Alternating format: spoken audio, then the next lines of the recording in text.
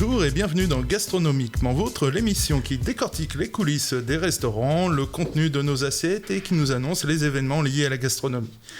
Il n'est pas trop tard et pour la première fois, nous accueillons, Benoît et moi, une dame. Et quelle dame? Vous la connaissez sûrement, vous l'avez vue au moins lue. Je parle de Régine Boisdin qui écrit de nombreux articles dans le Journal du Dimanche, mais pas seulement. Bonjour Régine. Bonjour Michel. Vous continuez d'écrire dans Le Havre Presse? Oui, justement, j'ai eu une page hier sur les champignons, parce qu'on est en plein dedans. Avec la forêt de Bretonne, il y en a beaucoup, avec toute la pluie qui est tombée. Ouais, j'ai fait mes premiers cèpes, voilà. C'était sympa. Donc on a vraiment de quoi faire. Voilà, alors, une page le dimanche, une peine page. Oui, alors justement, ça fait à peu près une quinzaine d'années que je collabore avec la presse havraise, Paris-Normandie. Donc là, c'est distribué sur les 4 départements. C'est l'édition du dimanche. J'ai carte libre sur le sujet, donc ça, c'est intéressant pour moi. C'est une page complète avec du rédactionnel, des recettes, et c'est vraiment dédié aux produits de saison. Donc à chaque saison, évidemment, on trouve des produits différents. Et là, j'ai fait les champignons parce qu'on est vraiment... En plus, j'adore les champignons. Donc, c'était facile pour moi. Les cèpes, j'ai vu les petits rosés, les petits bolets. En ce moment, ça devient rigolo. Ouais, la trompette de la mort, c'est arrivé. La chanterelle aussi. Le mouton. Puis, j'ai la chance de connaître 2-3 ramasseurs qui sont... Ah oui, ça aide. Parce que ça aide. Ils m'ont donné on a rarement le temps d'aller les chercher nous-mêmes. Donc, et je sais aussi... Je vous ai aperçu aussi à la télé cet été. Midi en France. Midi en France. Ça, c'était un grand moment. Ils sont venus au Havre, ils ont installé quand même une semaine leur plateau. Donc c'est une grosse machine. Hein. Il y a quand même il y a à peu près 80 personnes autour, maquilleuses. Enfin, on passe par les mains de tout le monde. On fait un peu la star, c'est assez sympa. Mais ce qui est surtout sympa, c'est qu'il y a beaucoup de personnes qui viennent vous rencontrer, qui vous connaissent par le biais de pas mal de choses, de votre cuisine déjà, tout simplement. Et ça, c'est très sympa de voir les personnes qui aiment ce que vous faites. Après, l'émission en elle-même à tourner, c'est quand même aussi assez impressionnant parce que c'est en direct, il n'y a pas de double prise. Et il y a des sujets entre les prises, donc vous êtes obligé d'attendre avec vos plats. Si vous faites un caramel, il faut le faire 4 fois parce que évidemment, ça ne marche pas. On triche. Et j'ai aussi en me documentant un peu sur vous, j'ai vu Chef chez vous 76. Qu'est-ce que c'est? Ah ben ça c'est ma société s'appelle comme ça en fait, c'est un site internet. Ouais. Donc j'ai une page Facebook évidemment et j'ai un site internet où j'explique un peu tout ce que je fais. C'est assez varié parce que la condition sine qua non pour que je fasse ce métier qui me passionne, c'était de ne pas avoir de restaurant parce que je ne voulais pas faire quelque chose qui se répète. Bon, c'est vrai qu'on change la carte tous les 3-4 mois, mais c'est quand même à peu près toujours le même environnement. Donc moi, je fais tout ce qui touche à la cuisine. Donc c'est passionnant parce que je rencontre des gens complètement différents. Je travaille avec des entreprises, je fais des challenges culinaires type Masterchef. Je fais des ateliers enfants, je suis testeuse pour des guides, j'écris dans la presse. Enfin, je fais plein de choses. C'est une vie un peu à 200 à l'heure, mais ça me plaît parce que c'est toujours autour des choses qui se mangent. Vous avez encore le temps de cuisiner? Oui, mais je préfère manger en général que cuisiner, vraiment. J'ai vu là dernièrement, ce week-end même, vous avez fait quelque chose à Montivilliers-la-Lézarde. Oui, enfants, ça c'est très sympa. Alors ça, c'est des ateliers marmitons. Donc j'en avais quand même 22, 2 équipes de foot, donc c'était sympa. Des petits de 5 ans à 14 ans. Donc on va en fait, c'est des animations proposées par des centres commerciaux. Donc là, c'était le centre Belle Étoile à Montivilliers. Ouais. Et on va dans les magasins, on fait les courses avec les enfants. Et après, on fait une recette. Voilà. Sympa. Je suis fan, hein. Je l'étais déjà avant, mais maintenant d'autant plus. On va faire une petite pause musicale, le temps que je me remette de mes émotions, et à tout de suite.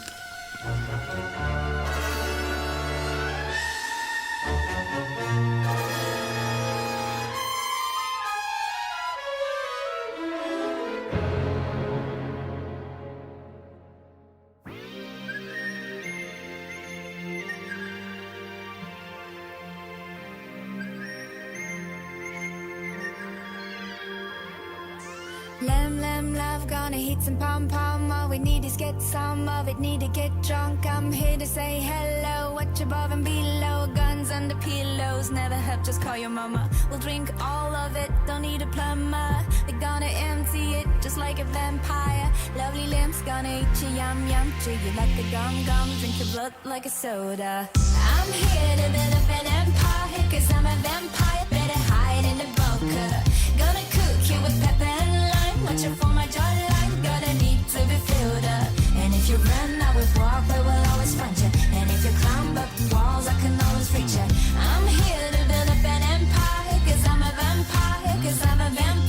your place in it.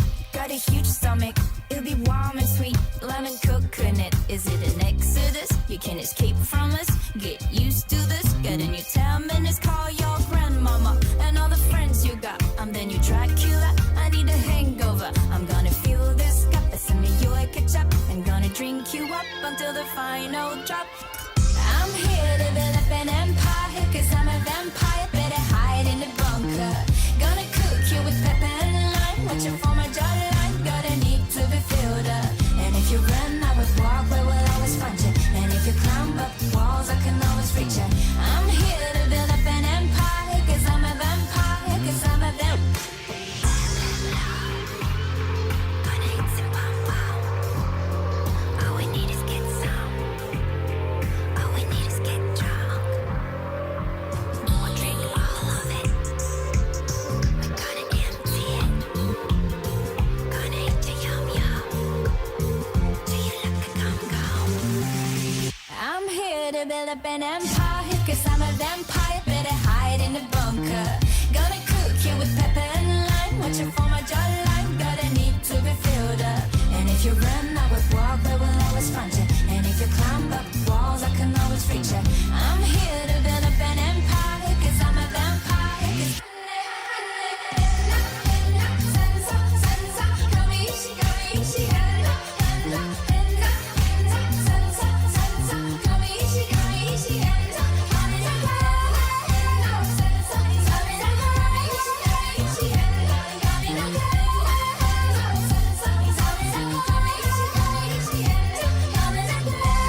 here to build up an empire, cause I'm a vampire, better hide in the bunker.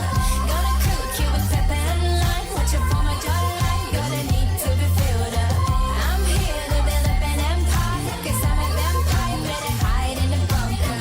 Gonna cook you with pepper and lime, watching for my jawline, gotta need to be filled up.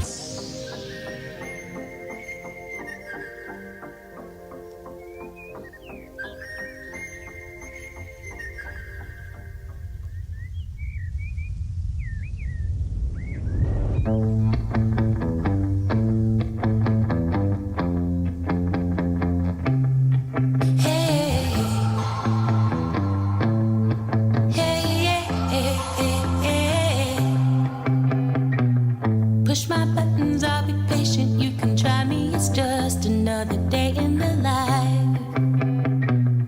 No, you're not getting respect that you deserve. Feeling buried alive. Well, I would love you like a millionaire, living on $1 a day. Oh, hey. Money isn't everything. I do it for you, you do it for me, and we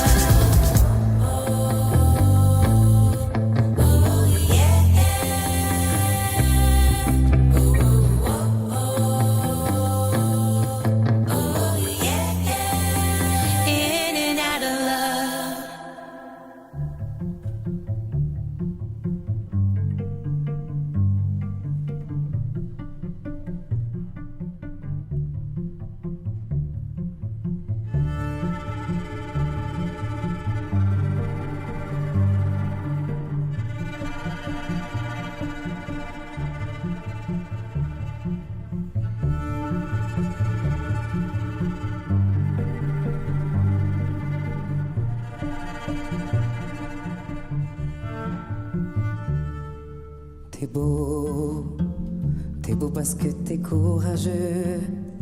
Regardez dans le fond des yeux celui qui te défie d'être heureux. T'es beau comme un cri silencieux, vaillant comme un métal précieux, qui se bat pour guérir de ses bleus.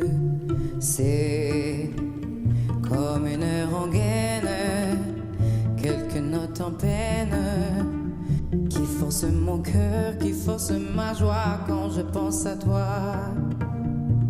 À présent, j'ai beau me dire qu'au fond c'est mieux, même si c'est encore douloureux. Je n'ai pas le recoin silencieux. C'est beau même si c'est orageux. Avec ce temps je connais peu les mots qui traînent au coin de mes yeux. C'est comme une rengaine, quelques notes en peine, qui force mon cœur, qui force ma joie quand je pense à toi. Toi qui sors de scène, sans armes et sans haine. J'ai peur d'oublier, j'ai peur d'accepter, j'ai peur des vivants à présent.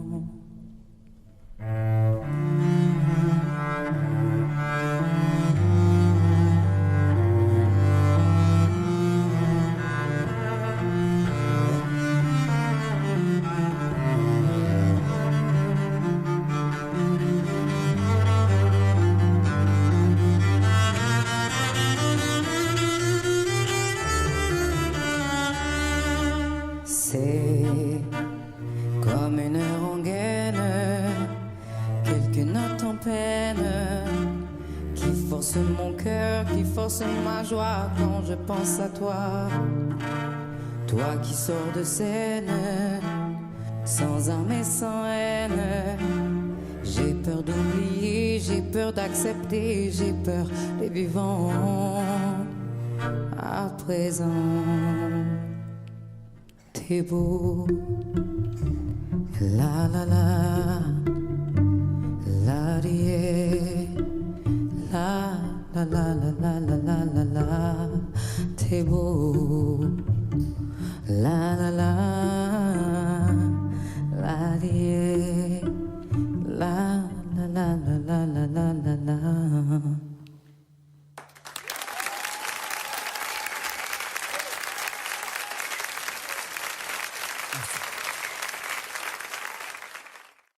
Nous revoilà, Benoît et moi, en la charmante compagnie de Régine, journaliste dans la presse normande et chef et multicarte, on pourrait dire. Ouais, voilà. Donc beaucoup de choses différentes. Voilà. On a eu des mercenaires de la cuisine, on a eu un peu de tout, mais la presse, la télévision. Ouais.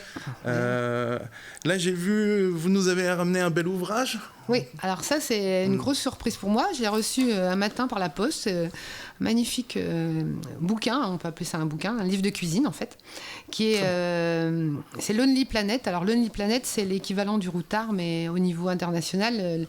La génération 20-30 ans connaît beaucoup plus que nous, malheureusement on est plus sur le routard. Lonely Planet c'est international, en fait c'est un guide qui répertorie pas les restaurants par rapport à leur environnement. Enfin, c'est pas des grands restaurants, mais c'est des personnes qui cuisinent le mieux les produits qui sont produits dans leur région. Voilà. Donc moi, ils sont venus me voir parce que j'ai une cuisine un petit peu atypique avec les carnets de cuisine de Claude Monet et la cuisine impressionniste. Et donc, ils ont voulu que je leur fasse une recette à base de fromage normand. Alors, j'ai inventé quelque chose parce que j'en connaissais pas, donc j'en avais pas. La recette, c'est ramequin avec 3 fromages normands. Voilà, c'est un ramequin qui est fait avec les 3 basiques, camembert, Livaro, Pont-l'Évêque. D'accord. Et ça a la particularité d'être extrêmement simple à faire. C'est un petit soufflé, en fait, c'est délicieux. Et c'est extrêmement facile à faire. Et surtout, contrairement à tous les soufflés, on n'est pas obligé de l'attendre.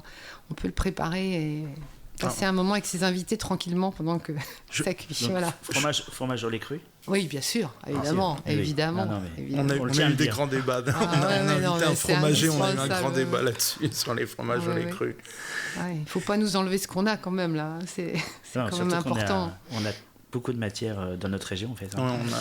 Ouais, Très riche en fait. Une fois, je discutais justement avec un journaliste et je lui disais, écoutez, nous on a tout sauf du vin. En fait, on a à peu près tout. Bon, maintenant on a du vin à Sainte-Adresse, mais bon, la production va malheureusement pas être assez importante.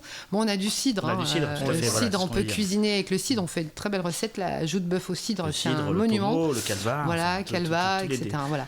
Mais c'est vrai qu'autrement, on a vraiment tout, quoi. On a les volailles, on a les fruits de mer, tout ce qui vient de la mer. Tout ce qui vient de la mer, on est très l'agriculture, les forêts, les champignons. On a nos forêts juste à côté. Moi, je cuisine beaucoup le poisson. Poisson crustacé, ça, c'est un produit que j'adore cuisiner.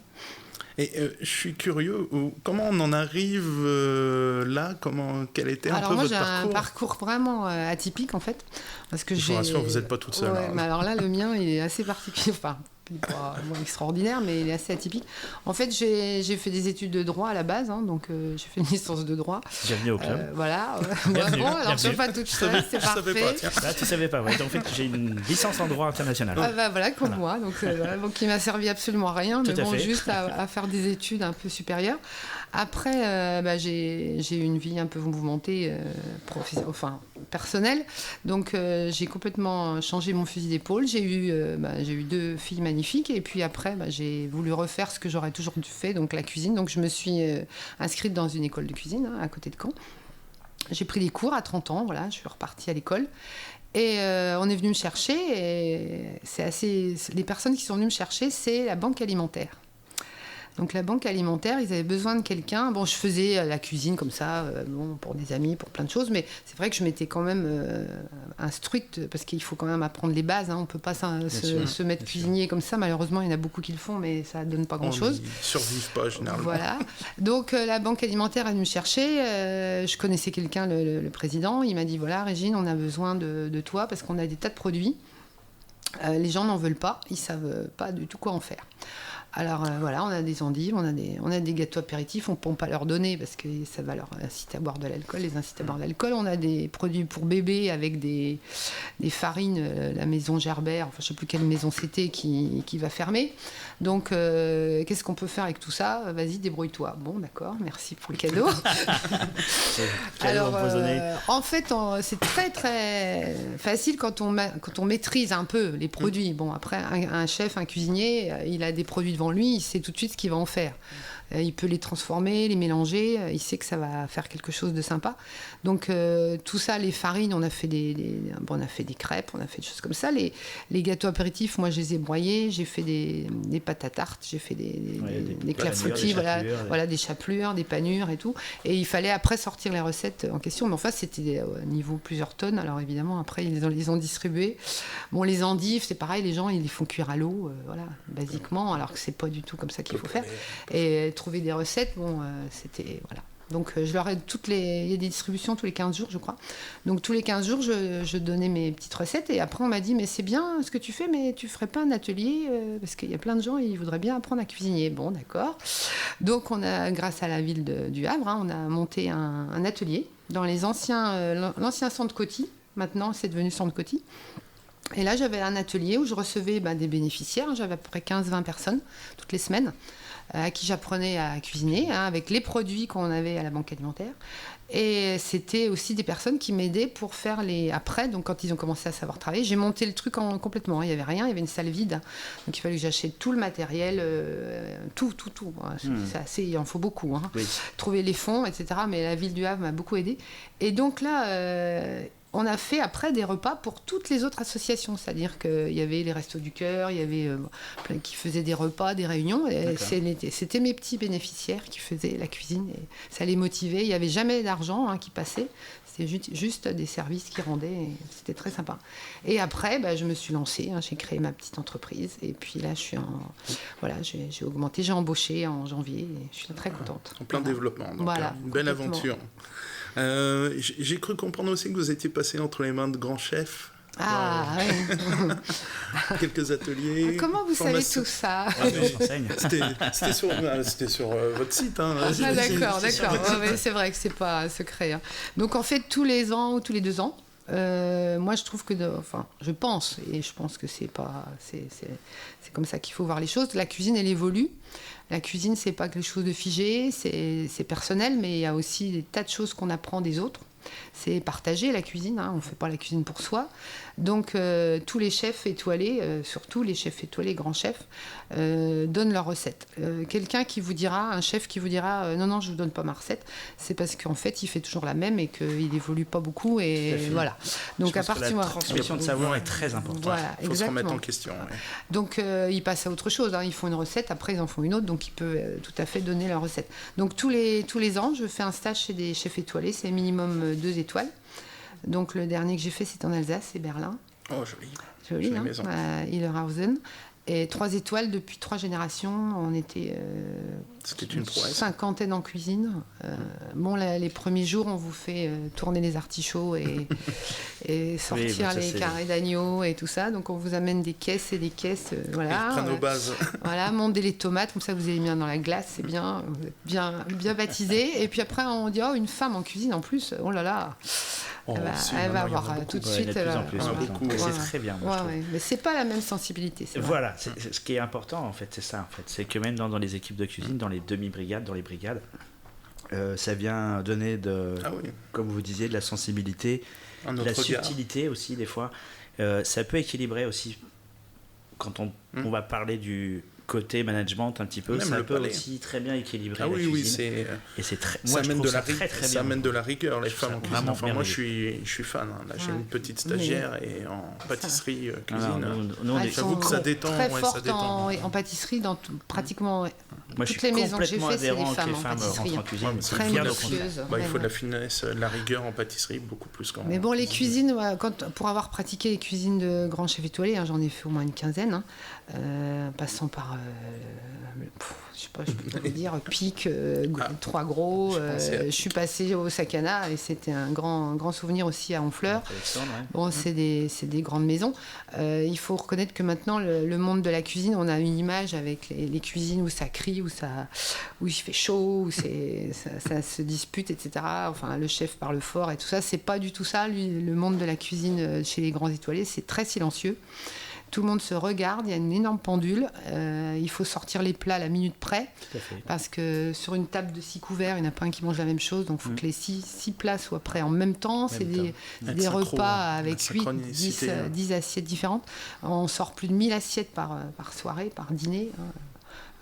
Et Berlin, c'est un des plus grands étoilés de France. Il y a 130 couverts. Donc 130 couverts, vous multipliez par 8 ou 10 assiettes, voilà ce que ça donne, quoi. C'est amusant, c'est hallucinant. Il y a de quoi s'amuser. Je l'ai dit, une grande dame, je l'ai toujours dit, et un petit peu de musique juste après pour parler des 500 ans du Havre avec Régine. If I try to take you there, would you come with me? Reason flies.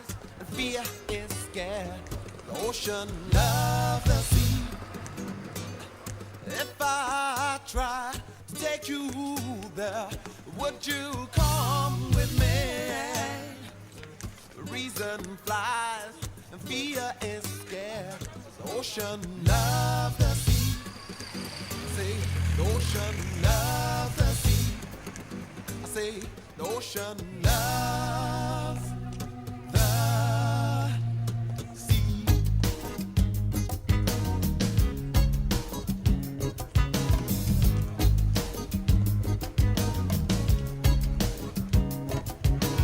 Rhythm is love. Hey, heaven. It's just another word for the feeling called musical. Hey, yeah.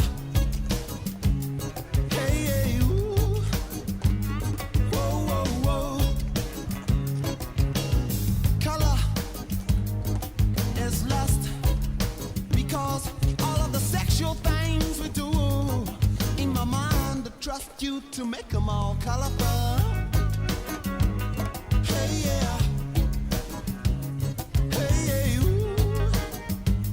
Whoa, whoa, whoa. I like to put you in such a romance. Take you down to Paris, France. Leave the cafes and the bars. Wintry Boulevard. Hey, yeah. Hey, yeah, ooh. Whoa, whoa, whoa. Is that a smile I see? Huh. Maybe you're not even looking at me. If you smile for no reason, the season is lost. People love is the rhythm. The rhythm is love, baby. Rhythm is love, baby. Rhythm is love, baby. Rhythm is love, baby. I'd like to put you in such a romance, take you down to Paris, France, leave the cafes and the bars, walk the wintry boulevard. Hey, yeah. Hey, yeah, ooh. Whoa, whoa, whoa. Rhythm is love, baby, y'all. Rhythm is love, baby. Rhythm is love, baby, y'all. Rhythm is love, baby. Coming at you like this.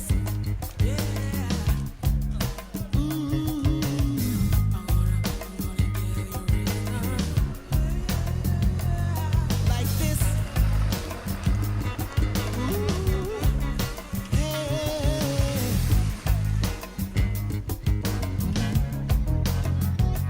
Rhythm is love, baby. Rhythm is love, baby, y'all.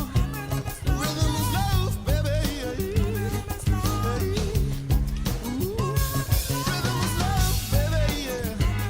Rhythm is love, baby, y'all. Rhythm is love, baby. I'd like to put you in such a romance, take you down to Paris, France, leave the cafes and the bars, walk the wintry boulevard. You have my heart, and we'll never be a world apart. Maybe in magazines, but you'll still be my star. Baby, 'cause in the dark, you will see shiny cars, and that's when you need there. With you, I'll always share. Because when the sun shines, we shine together. Told you I'll be here forever, that I'll always be your friend. Took an oath, I'm sticking out to the end. Now that it's raining more than ever, know that we still have each other. You can stand under my umbrella. You can stand under my umbrella. Ella, Ella, eh, eh, eh. Under my umbrella. Ella, Ella, eh, eh, eh. Under my umbrella. Ella, Ella, eh, eh, eh. Under my umbrella. Ella,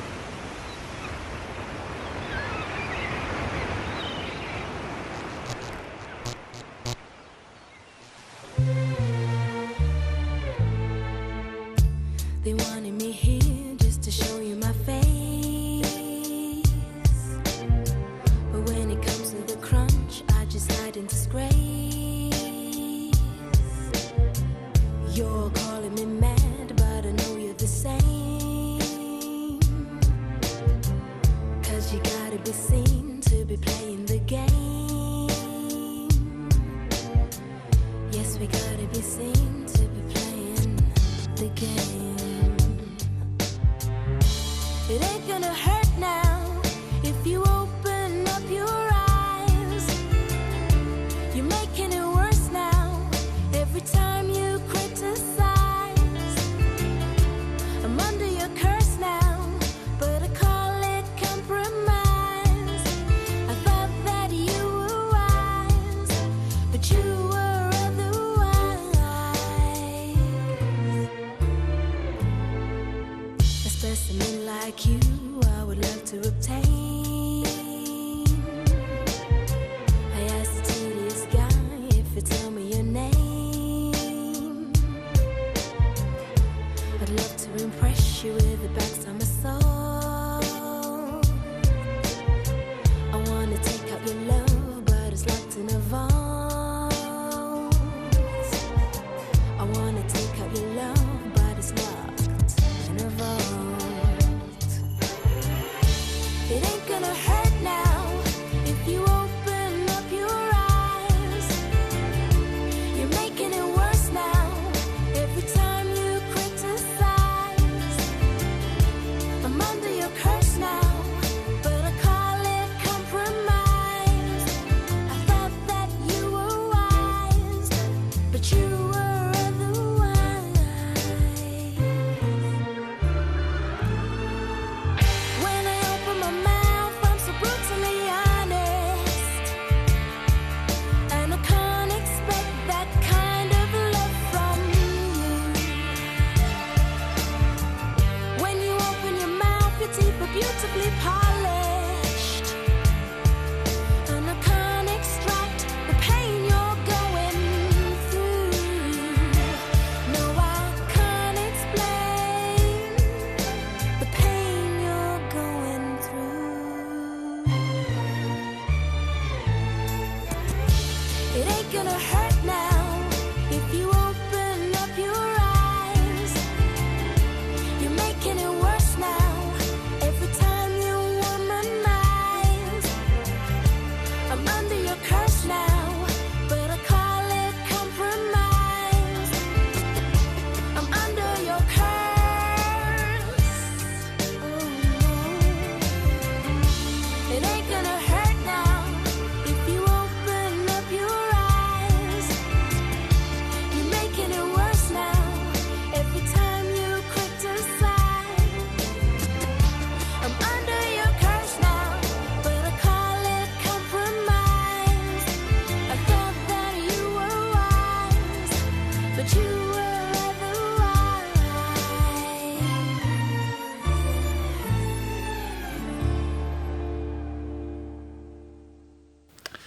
Toujours avec Régine, ambassadrice de la gastronomie en Normandie. Je vous ai vu très présente cet été.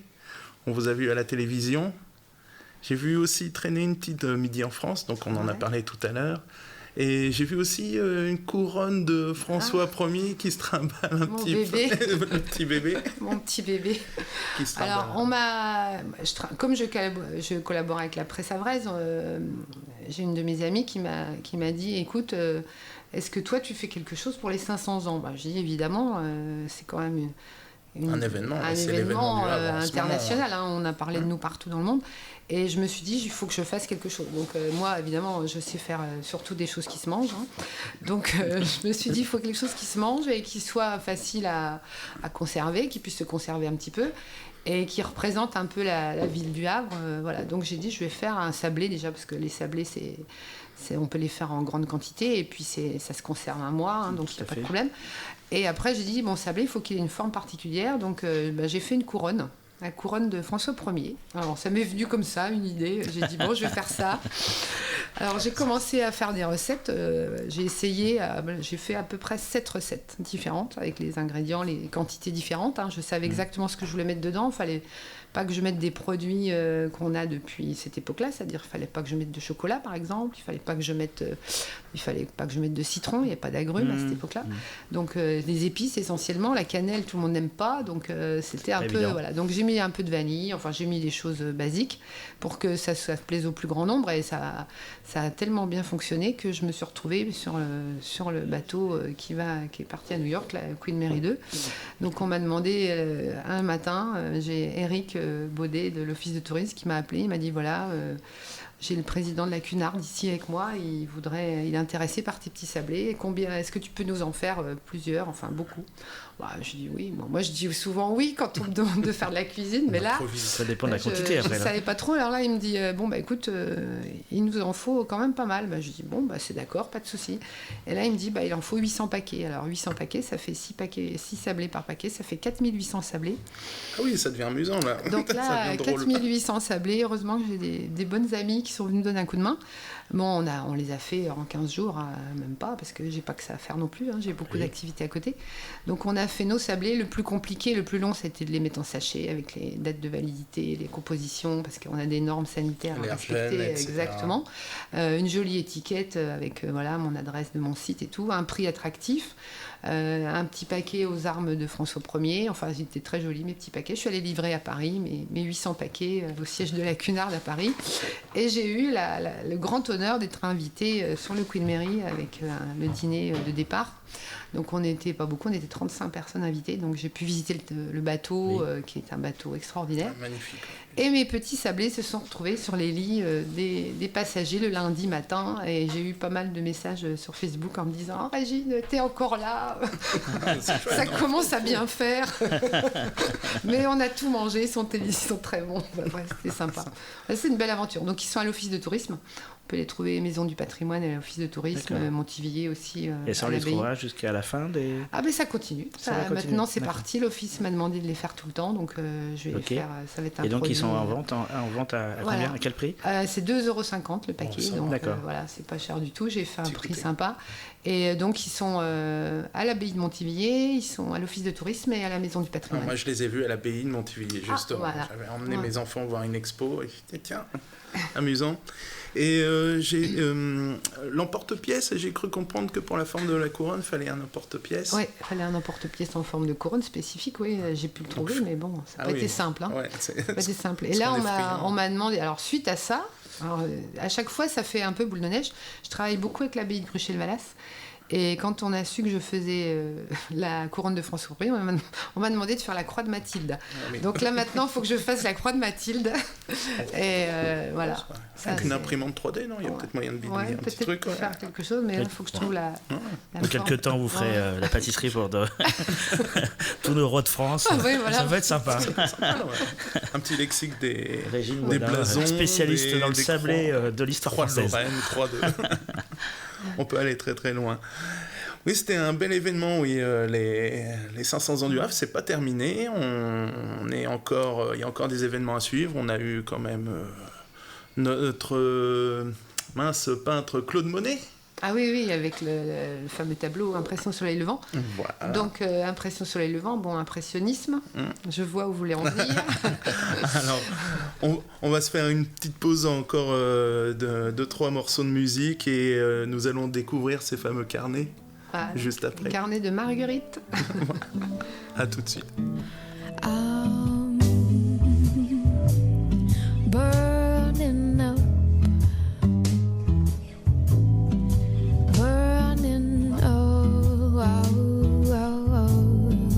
Quiet fire.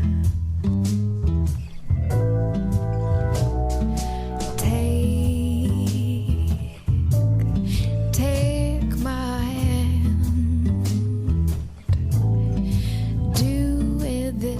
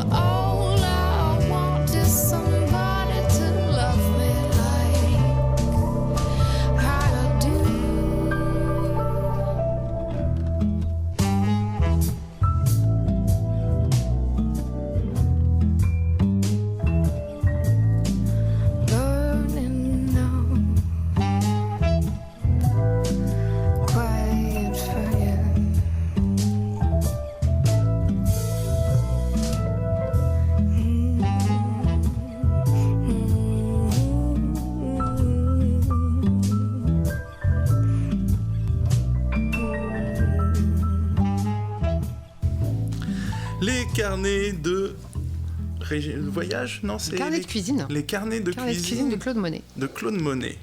On en était là juste avant et qu'est-ce que c'est on aborde la cuisine de façon impressionniste. Alors, tout part de Giverny en fait. Alors Giverny, Claude Monet, il était à Giverny avec sa famille. Très belle cuisine à Giverny. Voilà, un beau jardin, enfin magnifique, que tout le monde connaît. Enfin, si vous le connaissez pas, il faut absolument y aller, avec des fleurs en toute saison. Et Claude Monet, c'était un grand épicurien. Hein. C'était quelqu'un déjà physiquement, ça se voyait un peu, qu'il aimait bien manger, qu'il aimait bien la bonne chair. Et à l'époque de Claude Monet, donc à la fin du 18e, fin 19e, pardon. Il n'y avait pas tellement de restaurants encore dans les campagnes, enfin là où il habitait. Donc lui, il allait beaucoup à Paris pour vendre ses tableaux et pour les proposer surtout, les expositions, les grandes expositions. Donc il allait à Paris avec ses toiles et il allait dans les plus grands restaurants à l'époque parisiens. Et quand il rentrait à Giverny, il allait voir sa cuisinière avec son petit carnet et lui disait Marguerite, elle s'appelait Marguerite, la cuisinière. Elle est restée au service des Monet toute sa vie. Il allait voir Marguerite et lui disait Marguerite, tu vas me faire ça. Alors Marguerite était très très bonne cuisinière, donc elle mettait en place les recettes et elle a eu l'idée assez géniale de mettre des fleurs dans la cuisine, c'est-à-dire que dans les plats, elle utilisait les fleurs du jardin. Donc pour vous donner un exemple, le bleu de Monet, c'est un bleu particulier, c'est un bleu un petit peu mauve, un peu violet. C'est exactement la couleur des fleurs d'artichaut. Donc Claude Monet, dans son jardin, il plantait beaucoup d'artichauts pour avoir ce bleu en tête. Et Marguerite, après, elle se retrouvait avec plein d'artichauts à cuisiner. Et donc après ça, évidemment, elle faisait des recettes à base d'artichauts. Il y a aussi sur l'entrée de la maison. À l'entrée de la maison de Claude Monet, vous avez une grande allée qui est complètement recouverte de capucines. Donc la capucine, en cuisine, on sait que la capucine, ça a le goût de safran, puisqu'elle pistille de safran. Donc elle utilisait les fleurs de capucine pour mettre dans les fruits de mer avec sa fameuse soupe de moule au safran, justement. Donc elle broyait les fleurs de capucine avec les soupes de moule. C'est très bon. Voilà, exactement. Donc moi, j'ai eu envie de faire ça, donc je me suis lancée. Et c'est une belle aventure qu'on fait, qu'on collabore avec l'Office de tourisme du Havre et des journalistes du monde entier qui viennent voir au Havre l'endroit où a été peint la toile et qui en profitent pour venir chez moi voir la cuisine de Claude Monet. Donc je reçois des Brésiliens, des Australiens, des Japonais, des Coréens. Ça me fait penser à, justement, on a eu l'occasion d'avoir un festival food avec le collège culinaire qui est venu à Nomeillères. Et on a pu voir du safran normand. Ah oui, c'est vrai, il y en a en Normandie. On a maintenant, et je repense à quelques douceurs. On a nos bonbons à la violette, les bonbons coquelicots. Il y a beaucoup de fleurs comestibles en fait. Hein. Donc moi j'ai la chance d'avoir un jardin où je plante évidemment toutes ces fleurs. Et je vais dans le jardin, je faisais comme Marguerite, je fais comme elle et je vais chercher les fleurs pour cuisiner. Donc ça a été mis au point et l'Office de tourisme m'amène énormément de clients. Donc ils viennent chez moi dans ma maison et on fait la cuisine autour de Claude Monet. Voilà, c'est très sympa. Et là je viens d'être contactée par le marché asiatique justement. Il y avait justement. Je sais que vous aimez la cuisine du monde aussi. Oui, j'aime bien un peu toutes les cuisines. Hein. Il y a quand même certaines que je préfère, la cuisine italienne, la cuisine asiatique. Mais surtout la cuisine française, avant tout. Petit cocorico pour nous quand même. Voilà. Il y a eu les Bocuse d'Or, là, j'ai pas regardé les résultats, il va falloir que je mette le nez dedans aussi. Mais oui, la cuisine du monde, j'ai vu des petits samosas végétariens se trimballer dans vos recettes. Moi, je commence un petit peu à m'intéresser à tout ce qui est vegan, un peu... les produits déjà de saison, déjà première chose. Ensuite, un peu la cuisine à base de légumes, végétarienne. Il y a une demande importante. Qui amplifie. Surtout dans les pays anglo-saxons, nous on n'est pas encore trop dedans, mais c'est quelque chose qui va venir et c'est des produits très sains. Et on arrive à faire des recettes vraiment très très sympas avec les légumes. Même je vois quelques épices et même les pois chiches qui reviennent, des vieux légumes qu'on remet en avant, le pané. Il y a des belles choses à faire. Tous les légumes oubliés, ça on va pouvoir s'en rappeler. On retourne dessous un petit peu. Mois de novembre, le pot-au-feu. Un petit peu plus tard. On pourra retourner un petit peu là-dessus. Moi j'ai pourquoi je dis depuis le début de l'émission que je suis fan, c'est parce que avant d'avoir eu l'occasion de faire de la radio, je lisais vos articles. Et j'adorais parce que c'était très bien structuré. Des fois, c'était autour d'un chef ou autour d'un produit. Et à côté, il y avait toujours un produit, une recette ou deux, et toujours le petit truc, l'ustensile de cuisine. Qu'est-ce que c'est ? À quoi ça sert ? Un chinois étamine, une mandoline, enfin, tout ce que notre quotidien à nous, cuisiniers, et je trouvais que c'était chouette de transmettre ça, et c'est pour ça que quand je disais je suis fan, c'est réel, parce que ça m'a donné un peu les bases pour préparer ces émissions, et mettre en avant les gens, et les artistes du coin, enfin, nos cuisiniers, nos producteurs, et je voulais absolument dire ça, et je sais que vous continuez non seulement les articles, mais aussi, moi j'ai parcouru un petit peu votre page Facebook et c'est super génial de voir les enfants, des hommes d'entreprise, derrière les fourneaux, on les voit déstabilisés parce qu'ils sont plus dans leur environnement et je pense que ça doit être j'organise ce que j'appelle, bon, entre guillemets, c'est un bien grand mot, mais des challenges culinaires pour entreprises. Donc ça, c'est pour cohésion de groupe, enfin, c'est des rassemblements pour un petit peu décompresser entre 2 réunions et 2 conseils d'administration. Donc on fait exactement le principe Masterchef. Donc ils ont 1h30 pour me sortir 2 plats. Et à chaque fois, je suis bluffée de voir ce que les personnes sont capables de faire. Les différences qu'il peut y avoir avec la même recette, les mêmes produits, la même explication, vous avez des choses complètement différentes. C'est pour ça que c'est très bien justement que tout le monde peut se mettre à la cuisine. De toute façon, s'il y met son cœur, sortira toujours quelque chose de bon. C'est obligé. Et oui, c'est ça, c'est ce qui fait, ça révèle les gens, la cuisine. Moi, je trouve, c'est comme vous dites, la même recette, alors, le même la cuisine, c'est quelque chose d'assez particulier parce qu'en fait, c'est un plaisir immédiat.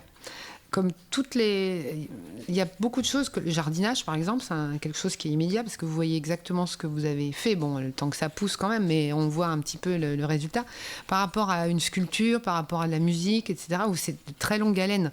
La cuisine, c'est quelque chose, vous avez le résultat tout de suite et c'est surtout beaucoup de partage avec les autres, quoi. Et moi, je connais personne qui soit foncièrement méchant ou pas sympa. Les gens qui aiment manger, en général, sont des bons vivants. On dit bons vivants. Et c'est des gens toujours très très agréables à côtoyer.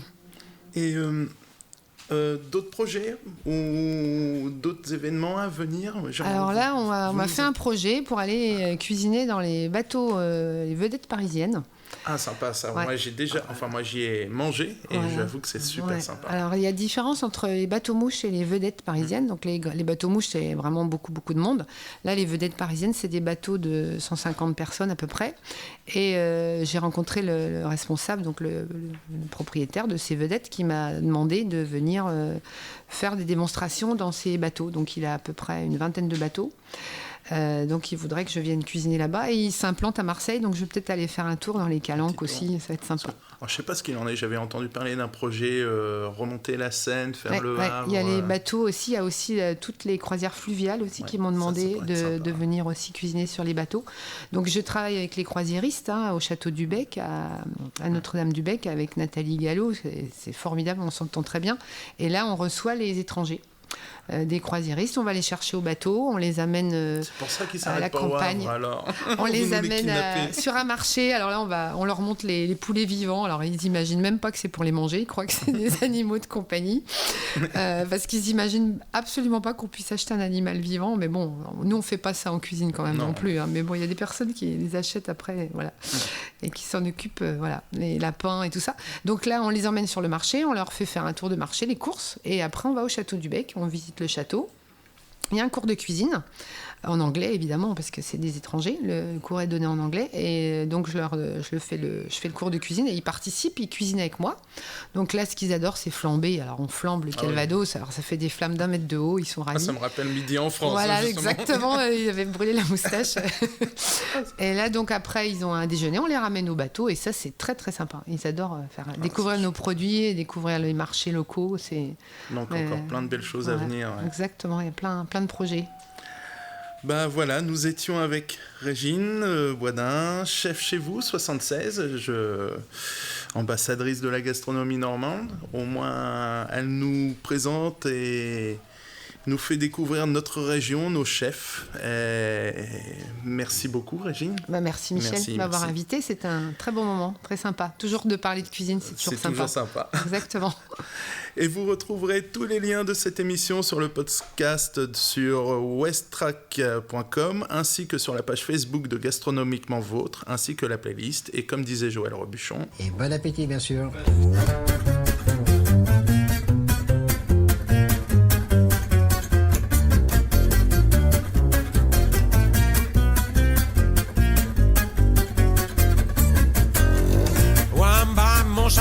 Sur mon lit à bouffer sa langue en buvant trop mon whisky. Quant à moi, peu dormi, vide et bris, mais j'ai dû dormir dans la gouttière où j'ai eu un flash.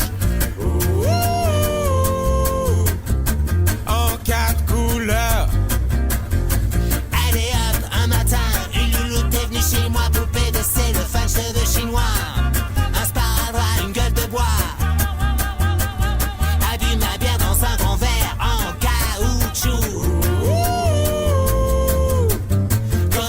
Dans son igloo, ça plane pour moi, ça plane pour moi, ça plane pour moi, moi, ça plane pour moi. Ça plane pour moi. Allez hop, la nana, quel panard, quelle vibration de chanvoyer sur le paillasson. Limé, ruiné, vidé, comblé. You are the king of the divan.